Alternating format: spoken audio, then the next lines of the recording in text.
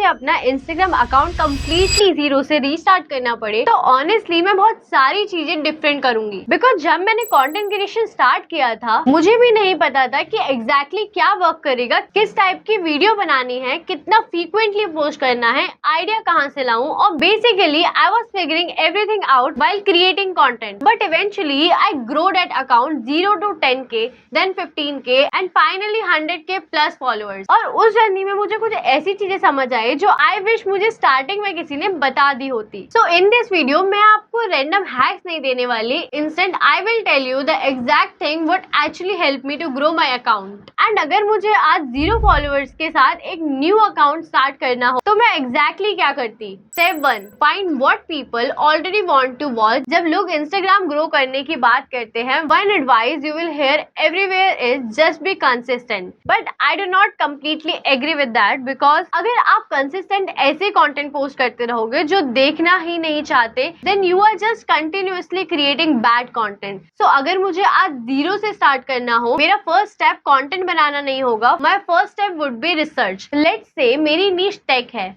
मैं Instagram open करूंगी and I will search for creators who are already creating content around tech content. But मैं random उनकी latest video नहीं देखूंगी। I will specially find which videos are perform usually well. For example, किसी creator के normally video पर 20 से 30 के views आते हैं, बट सडनली एक वीडियो 500K या 1 मिलियन क्रॉस कर जाती है। Now that video become interesting. मैं देखूंगी कि टॉपिक क्या था, उसका हुक क्या था, वीडियो की फॉर्मेट क्या था और इन्फॉर्मेशन कैसे प्रेजेंट करी गई है, कमेंट में लोग क्या डिस्कस कर रहे हैं, एंड देन मैं सेम चीज मल्टीपल क्रिएटर्स के देखूंगी। बिकॉज अगर एक टॉपिक सिर्फ एक क्रिएटर के लिए वायरल हुआ है, it could just be that one video. But अगर सेम टाइप का टॉपिक या फॉर्मेट मल्टीपल अकाउंट्स पे रिपीटेडली परफॉर्म कर रहा है, दैट्स द सिग्नल। एंड ये मेरी कंटेंट रिसर्च का मेजर पार्ट रहता है। स्टेप 2, रिसर्च करो, कॉपी नहीं। बट ये मिस्टेक यहाँ बिल्कुल मत करना। रिसर्च का मतलब कॉपी करना नहीं होता। You need to understand why something work and then make your own version of it. And that brings me to probably the biggest reason behind my growth. अगर आप मुझसे पूछो कि मेरी ग्रोथ का बिगेस्ट रीजन क्या है, कंसिस्टेंटली डेफिनेटली उसमें से एक है, but one of the biggest reason that was developing my own style, because Instagram पर same information hundreds of creators दे रहे हैं। सो ऑडियंस को आपको ही क्यों वॉच करना चाहिए। Part 3, build your own USP. This is where USP come on. And USP को अननेसेसरी कॉम्प्लिकेटेड मत बनाओ। It can simply be the way you explain something, your visual style, your storytelling style, your personality, या even the way you structure your video. मेरे case में मेरा goal simple information देना नहीं था। I wanted the information itself to feel interesting to watch.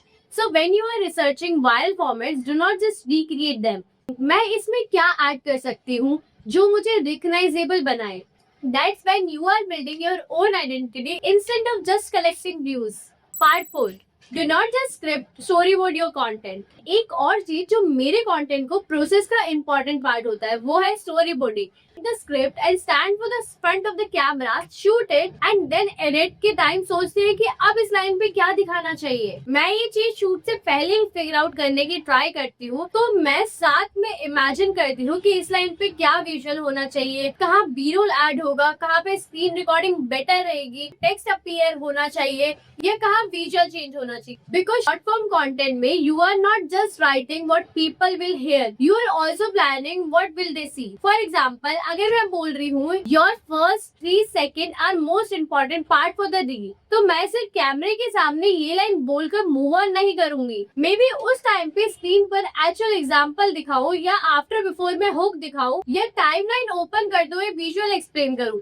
That's what make educational content easier to understand and much more interesting to watch. So जब भी आप अपनी नेक्स्ट स्क्रिप्ट लिखो, एक सिंपल क्वेश्चन अपने आप से पूछना, व्यूअर इस सेंटेंस के टाइम स्क्रीन पर क्या देख रहा है। ट्रस्ट मी, आपको शूट और एडिट के प्रोसेस में बहुत क्लैरिटी मिलेगी। Step 5, consistency does not mean posting every day. Now let's talk about consistency. Because मुझे लगता है ये क्रिएटर्स unnecessary प्रेशर लेते हैं। कंसिस्टेंसी का मतलब ये नहीं है कि आपको हर सिंगल डे पोस्ट करना है। If you are not posting 3 times a week, great. अगर रियलिस्टिक आप वीक में सिर्फ एक जर्नली गुड वीडियो बना सकते हो, post once a week.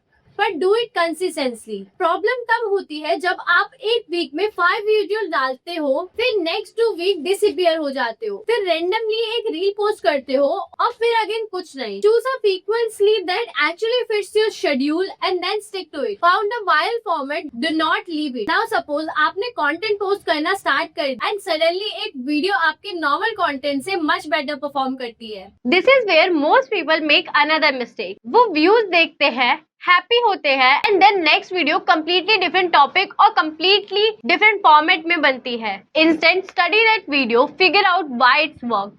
Was the topic? Was the hook? Was the editing?